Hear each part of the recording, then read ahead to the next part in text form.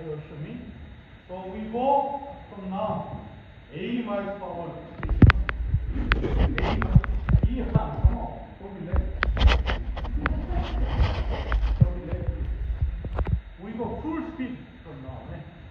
Even though it's basic, it's not that basic. As I said, I assume you are looking at tutorials so that we can go too fast. Why do we use process simulator or simulation to predict the behavior of chemical process, to conduct what-if analysis? It's very important. What-if analysis, and to perform sensitivity analysis and optimization.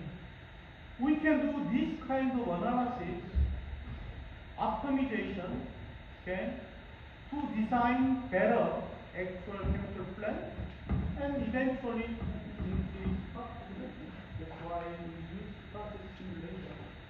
Process simulator is very useful throughout the entire life cycle of chemical process, from research and development to process design to production. What are the benefits?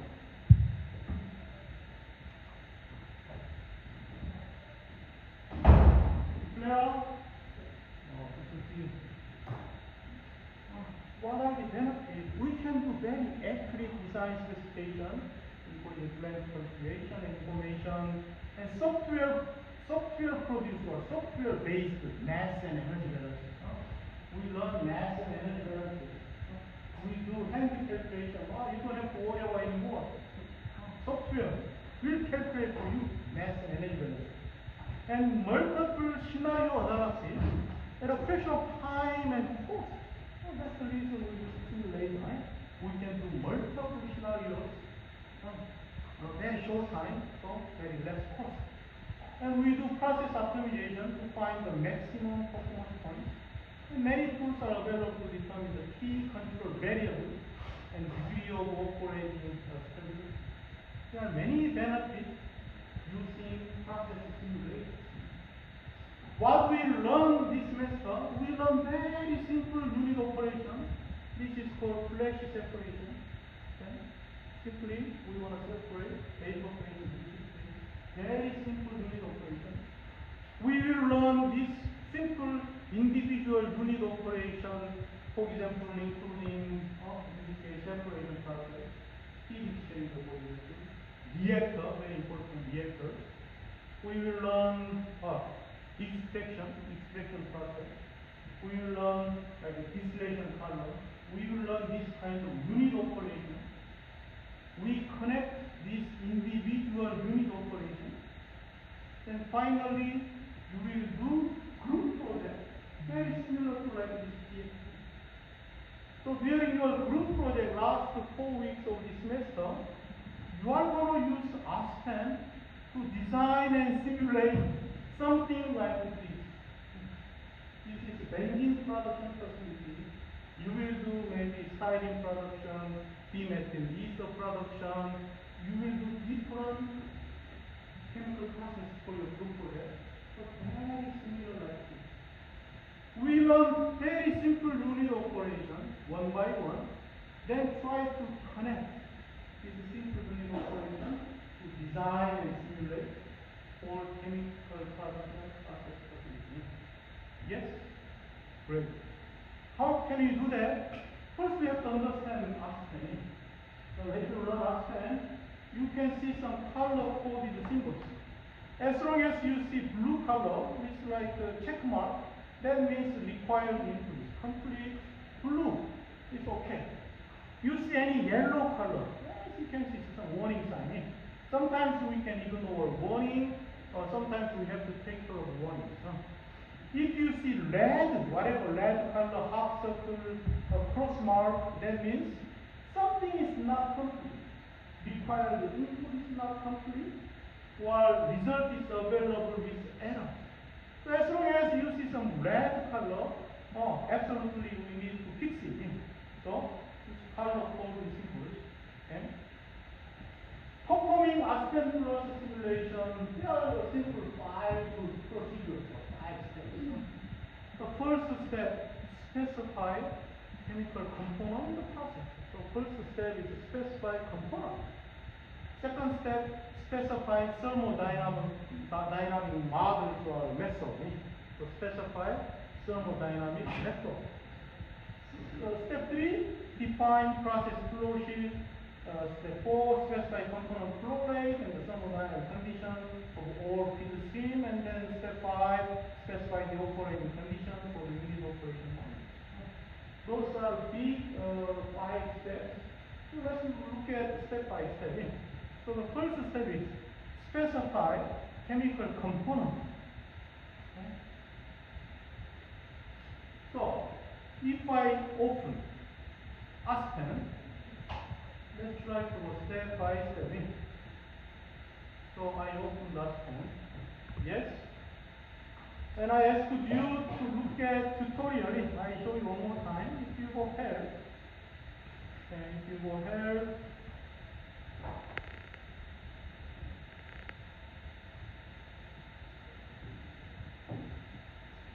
getting started with Aspen Plus, there is a tutorial.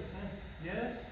So you go there, you read each folder step by step during this semester as much as you can go. Yeah? So, 2 tracks. We learn during lecture time, but also we are not meeting for drill, but I assume you go step by step really. Now, first step, maybe I can click new. So maybe I can use, if you go chemical processes, we have different template here. So let's go chemical, this metric need. If you click one time, you can see preview what kind of units are used, what property method is used as default. Maybe I can click chemical list metric.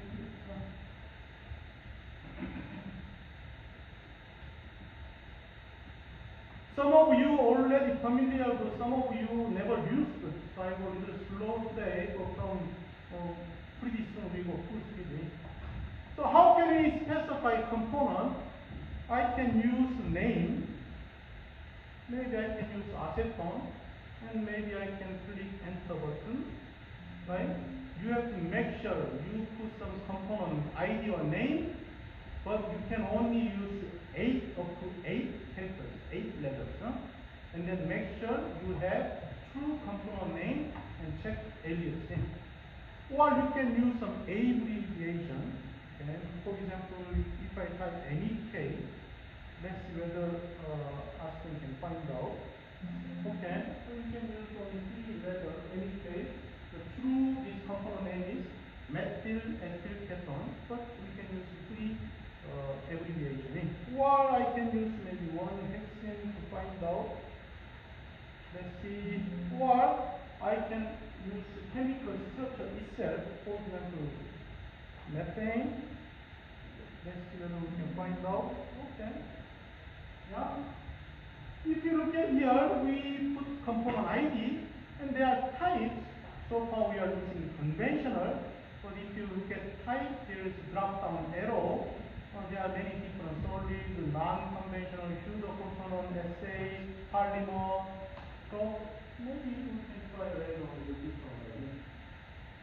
Now, if I don't want to define a component, always you can go right click. It's very Microsoft Office way. So you go right click, and then you can delete below.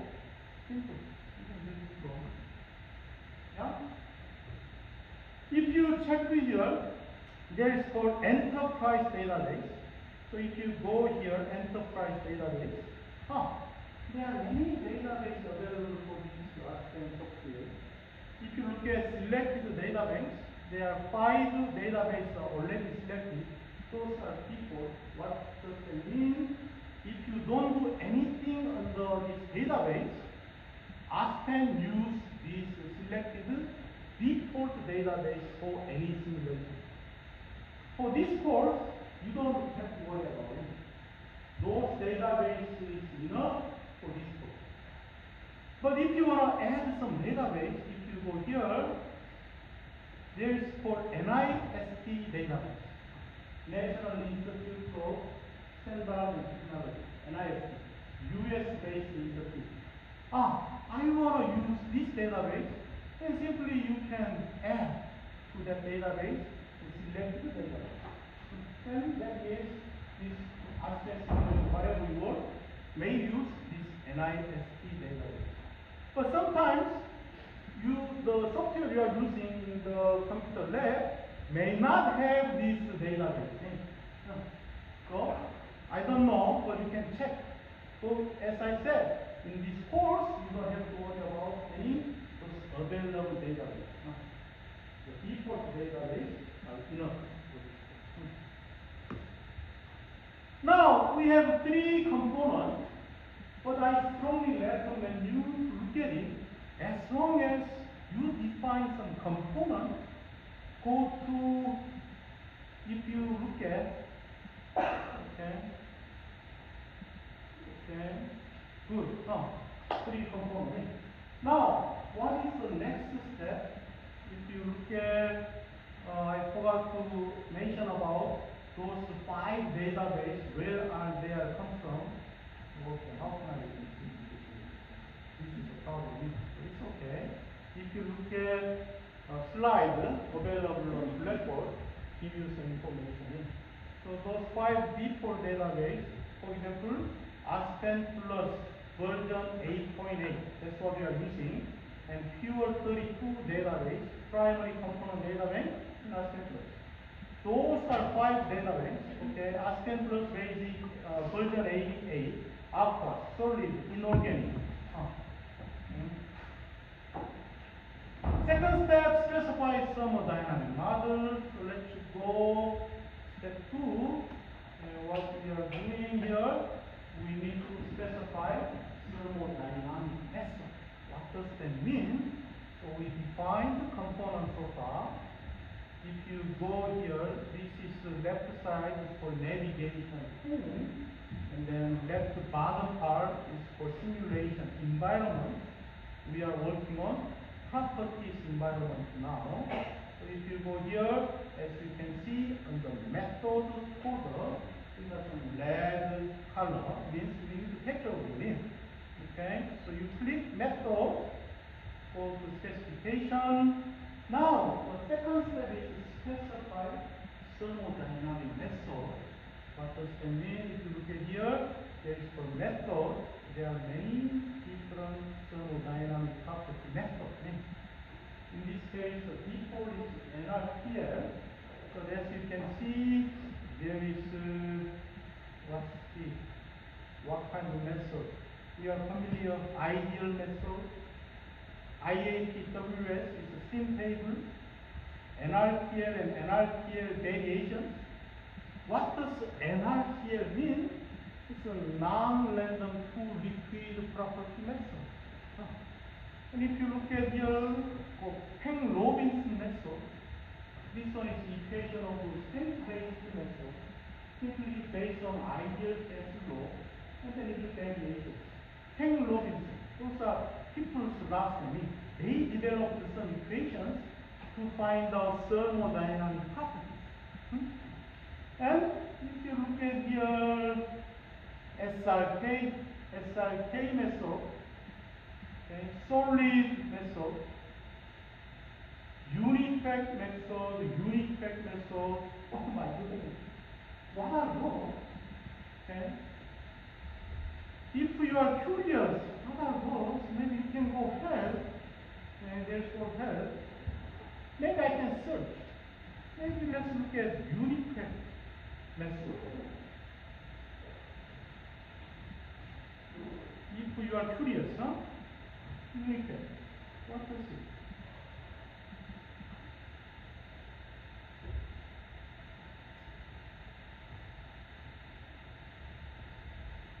Okay, there is for unit fact. Do you see any unit fact? Go scroll past. Like that? Yeah. I saw it somewhere. There it is. Unified property. Okay. So if you are curious what that unit fact property method means, maybe you can go ahead and search and find out. And then if you go here, Unicode, property method. Now, if you look at here, how this method works, okay? For example, to find out density, it look at bracket equations. Okay? And then to find out how to find out density of property, density of component. So this is not required for for this course, but if you are curious, you can check that way. Now, then what is required in this course? How to specify specific this property model or method. You can use this for method assistant. Okay? Did you see this method assistant? Yes. Please try to use this method assistant. Specify component type, maybe chemical system, high pressure, yes or no, maybe no. So if you follow those steps using method assistant, you can find out maybe which method to choose.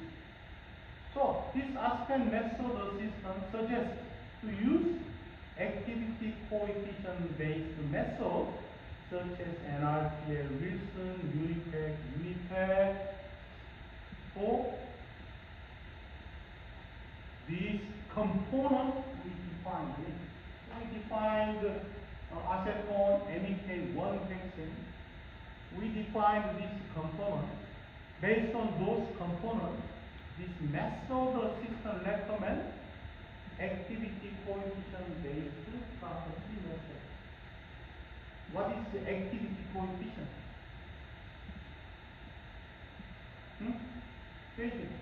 Gamma. So we use the symbol gamma. So okay, from thermodynamics we learned about activity coefficient. The symbol we use gamma. So what is the meaning of activity coefficient?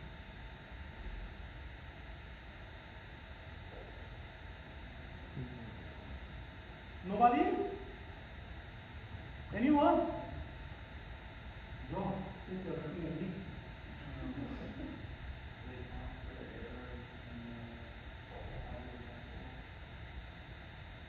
A little bit.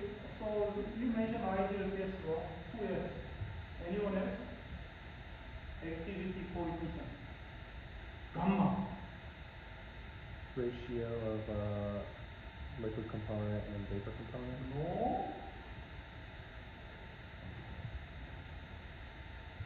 That's the Laurent law.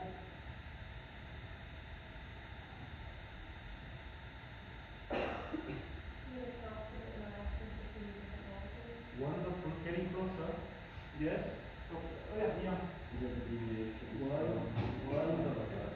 Wow. Yeah, can you little speak louder? So what Ian means is measuring how far away, how deviate from ideal behavior. Simply is measuring non-ideal behavior. How much far away deviate from ideal behavior. So we are dealing with non-ideal solution was gas. Activity coefficient measures how much non-ideal behavior. Activity coefficient. Anyway, activity coefficient based model we have like NRTL, Wilson, Unipack. Okay, maybe we can choose NRTL property method in. Okay. Now, if you go here, so we specified the property method, but if you look at here, this parameter folder, still red, we need to take a look in. If you look at here, binary interactions, NRTL is red because we chose NRTL property method. So let's go this NRTL folder. So we see some information here. Okay. Can you see? We specify the three components. Okay. So if you see here, how Aspen works, Aspen simply find out thermodynamic properties, transport properties, reaction kinetics, based on binary interaction. Binary interaction means two components interact molecule. So two components interact, binary interaction. We define or estimate binary interaction parameters to calculate thermodynamic properties, transport properties, reaction rate. That's how it works often. So if you look at here, we have three components. Acetone, MEK, 1-hexene. Aspen find out binary parameters between acetone and MEK. Now acetone find out, Aspen find out between acetone and 1-hexene binary parameters. Some information is missing. What is missing? Come on, let's go quickly. Yes. Interaction between MEK and hexene are missing. Or interaction binary parameters between MEK and hexene are missing. Very critical point here. Without taking care of this part, you do simulation, you have long answer. That's why it's very critical point. If you didn't learn, majority of you will continue simulation, so your simulation is wrong. That's a very critical point when you use any software. You must know this fundamental basic analogy so that your simulation produce correct answer. What does that mean? We have some missing information here. We must take care of. There are three ways to take care of this missing information. If you go look at bottom, estimate the missing parameters by unit step. In this course, this is required whenever you see some missing parameters, you just click check box. Yes, estimate missing parameters by unit step method. Okay. Now, if I learn the simulation, and then I can check NRTL folder. Now we have binary parameters between MEK 1 6. Now you do simulation, you can get correct answer. Yes? What if you click estimate missing properties and there aren't any missing properties? So, okay, let's continue. Okay. So, in this course, look, you just click estimate missing parameters per unit step, for this course. But I understand your question, so simply repeat.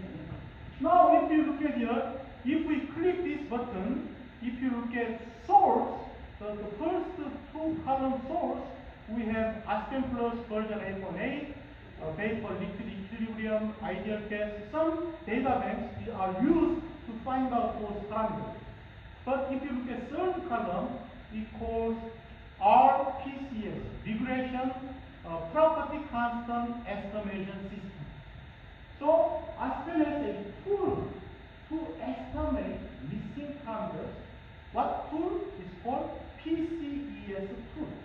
So Aspen uses PCES tool to find out missing parameters by regression. R means regression analysis.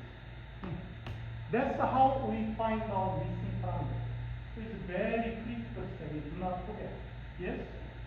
But for example, if I delete this column, let's try to unclick here, as I said, or as loop questions. Are there any different approaches to find out these missing parameters? If you go data bank, maybe you can choose NIST data bank. As I said, this is US-based institute. They collect a lot of data. So another way, maybe we can choose some different data banks available. Okay? And then maybe if you see, if you choose different data banks, we can maybe find out those interaction parameters. Okay? Yes? Maybe, I don't know, sometimes these data banks may not available in this your lab computer, this is my desktop in my office, so I have a new package. But sometimes you use lab computer may not have that database available. Okay? In that case, what do you do? There's another approach. What is other approach? If you go data source, okay, there is two data source, NIST and DCHMA. NIST US database and DCHMA is German Institute database. So they charge some money. Why we care about German Institute database? You don't have to worry about this one. We just use the US National Institute of Standard Technology. We can use this database. Okay? So we have missing parameters. There are three approaches. Simply, we can click estimate missing parameters. So by Unitech, that's enough for this course. But for additional information for you, you can choose a data banks and select some available data banks and check whether you can find out missing parameters. Another approach is we can use some experimental data available from this NIST database. So let's try to use this. If you click NIST, okay, what we are looking for MEK and vaccine interaction parameters are missing. So let's try to find out binary parameters between MEK and vaccine. Yeah? Okay? Then we can retrieve data.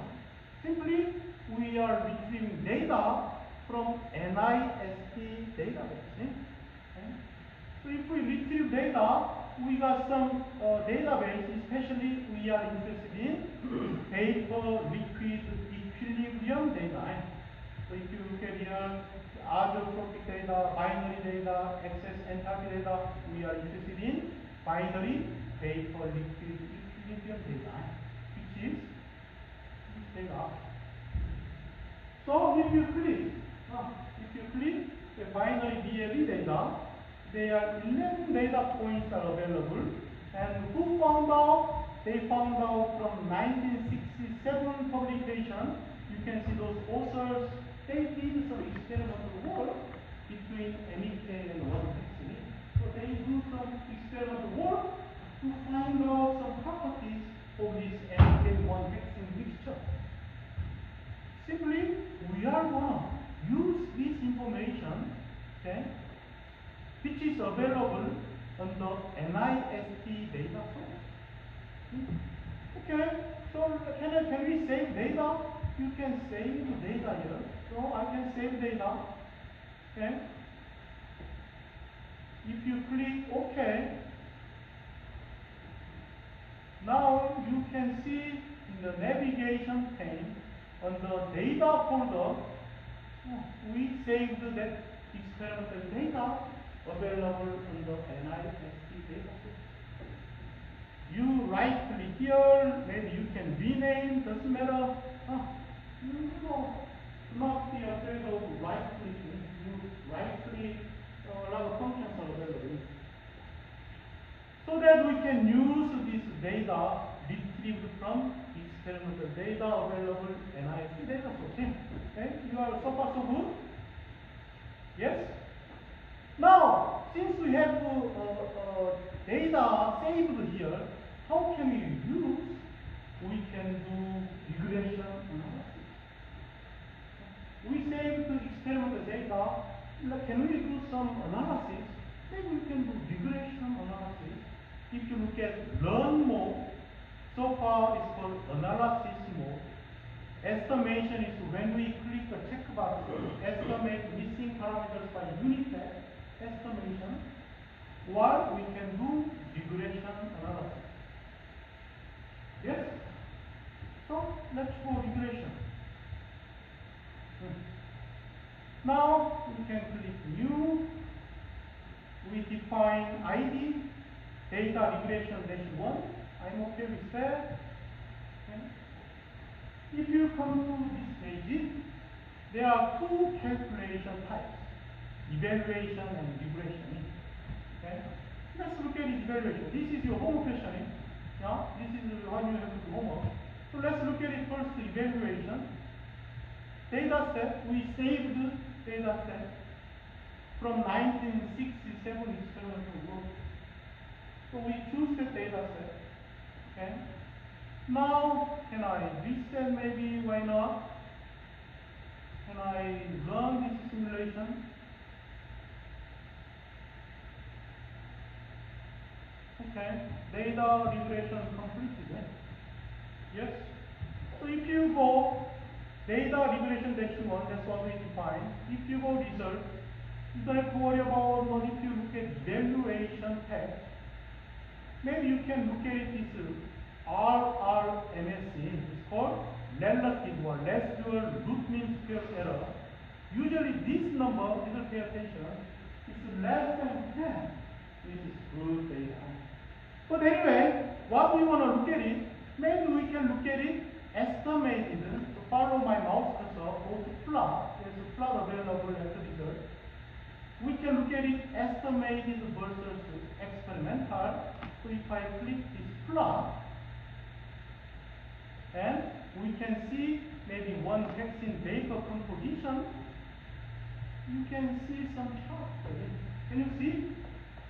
Okay. This chart shows the ratio between estimated versus experimental in regression analysis.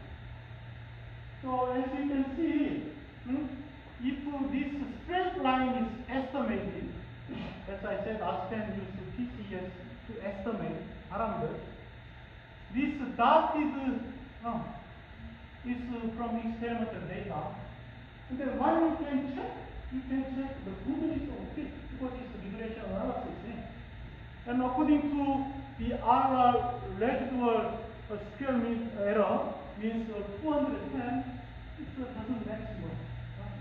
It's not deviating from estimating. Okay? But anyway, your homework question, you need to attach this one into your homework submission. So that's the one. And then I ask you, then this is the evaluation mode. Okay? We have evaluation calculation type, and we have also regression type. Okay? What's the difference? Evaluation just to evaluate estimated compared to experimental. Just evaluate. What does regression mean?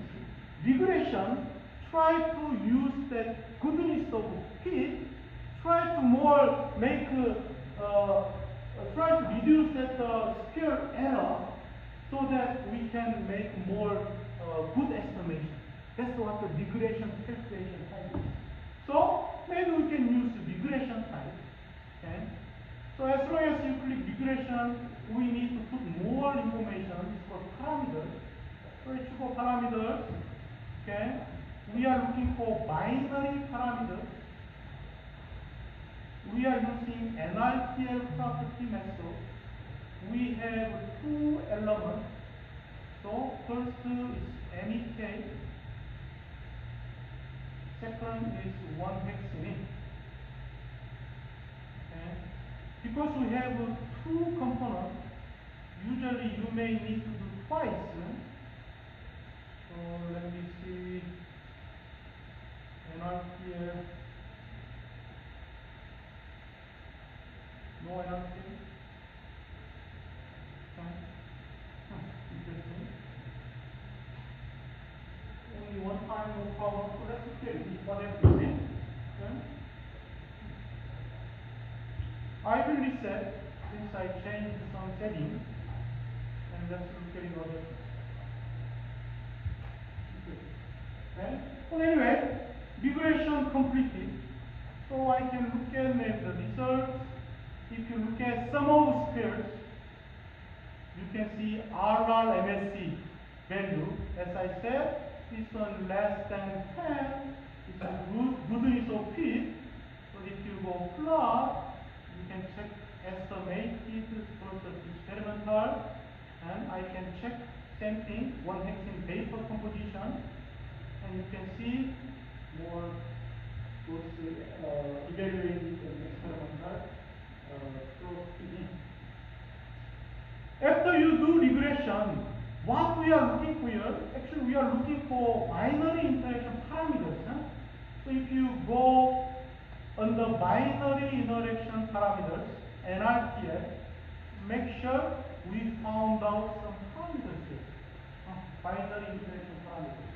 We have to make sure those binary interaction parameters are not missing so that we can rely on our simulation is correct. Okay. As I mentioned before, for this course, you do not worry about using regression analysis. You just click estimate missing parameters by Unify. That's enough for this course. But if you want to improve this data feed, maybe you can use this regression analysis to improve your interaction parameters. Then you can get more accurate results of the simulation. Okay. Now, you define the three components. Very interesting skill here. You define or specify the component. Try to use this analysis heading. Okay, so if you look at your analysis, there is called pure binary mixture analysis. We have also ternary diagram analysis, so you can look at it, but after you specify any component, you can use this analysis ribbons. It's the same as you are using Paris chemical handbook. If you want to find out some properties, you can use software, or you can use Google search, or you can use Paris chemical handbook. You need some kind of handbook to find out properties. You can easily simply use Astron. Software is designed to be used to find out those properties. So if you go pure component, pure means one component, let's click pure. Okay? Maybe I can look at it, property. Okay, if you hover your mouse, you can have some more information in. So if you look at here, enthalpy, okay, if you hover your mouse, density for a pure component, density is familiar. So let's find out density of some component. So density, unit, maybe I can choose kilogram per cubic meter. What is the density of water in kilogram per cubic meter? Natalie. Density of water in kilogram per cubic meter. Density of water. 1,000. Density of water is 1,000 kilogram per cubic meter, or 62.4 pounds per cubic feet. Yes, density. We are looking for density. Then what's the density of acetone? So I choose acetone and certain temperature, let's say what temperature? Maybe 30 degrees Celsius. At 30 degrees Celsius, 1 bar, what is the density of acetone? You can go pure component analysis, and then you can run analysis. And what do you expect? What is the density of acetone at 30 degrees Celsius? 180. Right, you can guess it. Wonderful. What does that mean? 781. 781. Kilogram per cubic meter. What does that mean?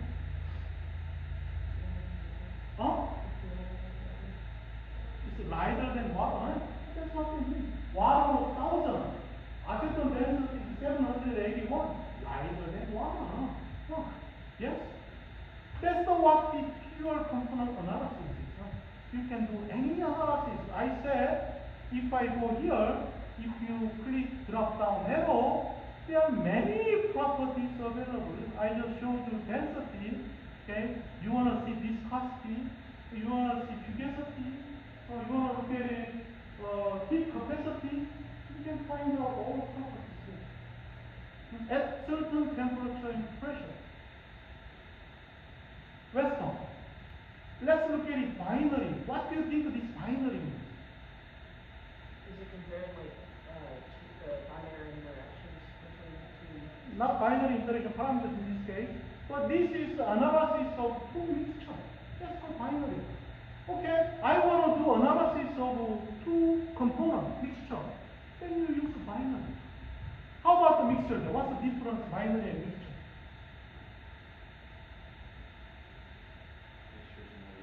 Wonderful! More than two, you use mixture. You have three components, then use mixture. You want to do two components binary. You want to do one component pure. So let's look at binary. Okay, binary. Have you looked at this kind of thing before? Oh, no, it's a wonderful information. Oh. So I click binary. We want to look at it PXY diagram, PXY diagram, gives free energy. Okay, I want to look at it acetone and MEK mixture. Okay, let's look at it. What temperature? Maybe I can put same temperature, 30 degrees Celsius. Okay, what's that? This value. Huh?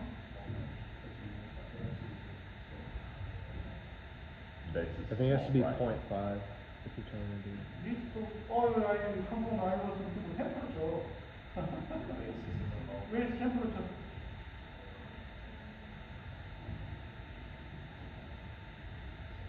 Because it's a mole fraction is given. No, doesn't matter. You can look at so if you drop down arrow here, you can find out mole fraction, less fraction, this value, no temperature here. Oh, very, very weird name. What version is this? 8.8? Huh? Huh? Okay, TXY diagram doesn't care about temperature. Wonderful. We are looking at acetone, MEK mixture, TXY diagram. So let's look at it. Okay, so you get some kind of TXY diagram. So what does this TXY diagram mean?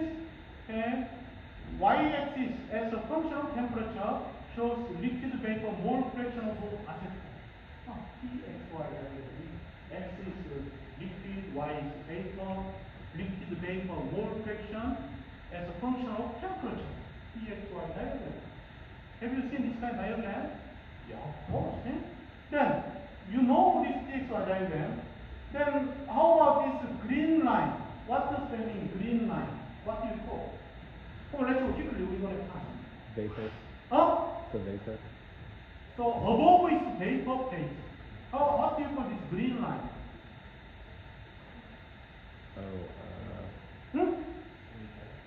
I couldn't hear, sorry.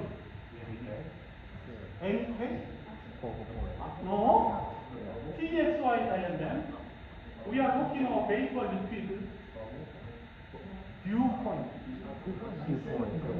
This is dew point, this is the bubble point. Yes? Yeah. Dew point, bubble point. What does that mean? Below this blue line is liquid phase. Above this green line, vapor phase. Then how about this envelope between blue line and green line? What do you call that area? Oh? Yeah. Two phase, what do you call two phase? Lilian? No? Lilian? So between blue line and green line, we have phase. The phase envelope. Huh? Phase envelope. Huh? Phase envelope. Phase what? Envelope. Envelope, so it's called phase envelope. But what does area mean? Wonderful. It's called vapor liquid equilibrium area. Yeah, that's what the TXY diagram is. Vapor liquid equilibrium. Yes, this is dew point, bubble point, liquid phase, vapor phase, vapor liquid equilibrium. So using this binary analysis, you can get not only a TXY diagram, you can also look at PXY diagram and Gibbs energy mobility by using binary analysis. Okay. Then let's look at it. What else can we look at it? We have the mixture, right?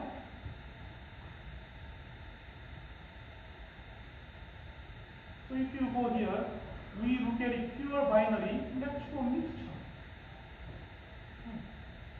Mixture means more than 3 components, and so we can define components. We have acetone, MEK, 1-hexene, fluor, I don't know, just put any number here for now. Okay, global for hour. Now, if you look at your properties to report, maybe you can look at here, or the easiest way, you can define your own properties to look at, which is easier way. So for your homework, I give you some easiest way. If you look at navigation pane, it's called property set folder. You go there, okay? So as we said, we have already default property set, so you can define your own property set. Okay? So I enter PS-4. What I am looking for? I am looking for property of 3 components. What I'm looking for, let's say if I am looking for density of mixture, I type density.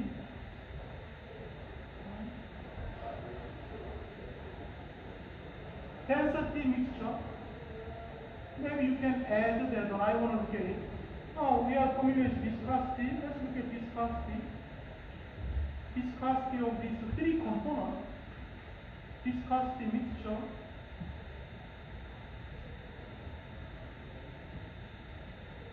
What kind of unit? Density IEN kilogram per cubic meter, viscosity centipoints. Qualifier, we are looking at liquid.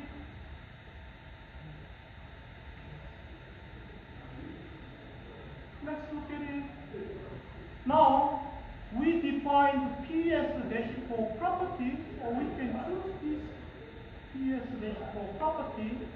You are interested in a certain temperature, it's 35 degrees Celsius, I don't know. Let's learn. Yes. Now if you go navigation pane, analysis folder, okay, we are looking at mixture, go to result, you can find out those properties of mixture. In this case, density and viscosity. Your homework question. How nice I am. How nice I am. Show you all homework question. Jacob.